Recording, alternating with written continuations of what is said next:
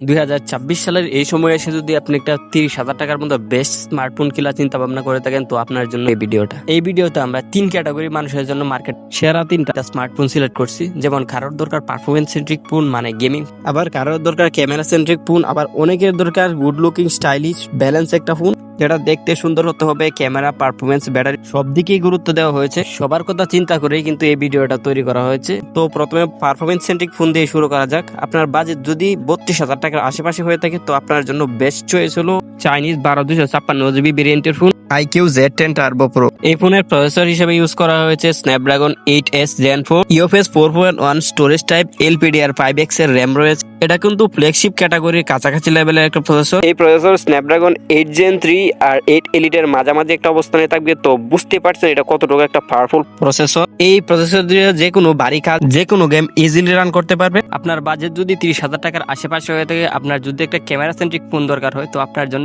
Best choice হলো Honor 200। এইটা একটু পুরাতন ফোন, বাট এইটাই প্রাইস পয়েন্টের best of the best camera centric phone. এই ফোনের ক্যামেরা 35-40,000 টাকা বাজেটের যে কোনো ফোনের ক্যামেরাকে বিট করতে পারবে। এইটাই প্রাইস পয়েন্টের best of the best camera. আপনার বাজেট যদি 33,000 টাকার আশেপাশে হয়ে থাকে, আপনার যদি ইউনিক স্টাইলিশ ব্যালেন্স একটা ফোন দরকার হয়, তো আপনার জন্য বেস্ট চয়েস হলো নাথিং ফোন 3A। এই ফোনটা দেখতে কিন্তু সবার থেকে আলাদা। এই ফোনের ডিজাইনটা কিন্তু পুরাই জোস। এই ফোনের ব্যাক পার্টের ডিজাইনটা দেখলে যে কারোর ভালো লাগবে। এই ফোনের ক্যামেরা তার প্রাইস পয়েন্ট অনুযায়ী বেশ ভালো।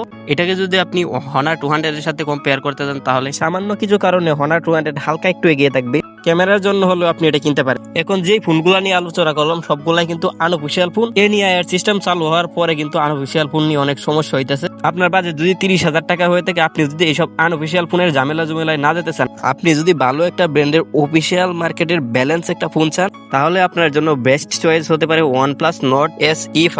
এইটাই প্রাইস পয়েন্টের অফিশিয়াল মার্কেটের best of the best phone.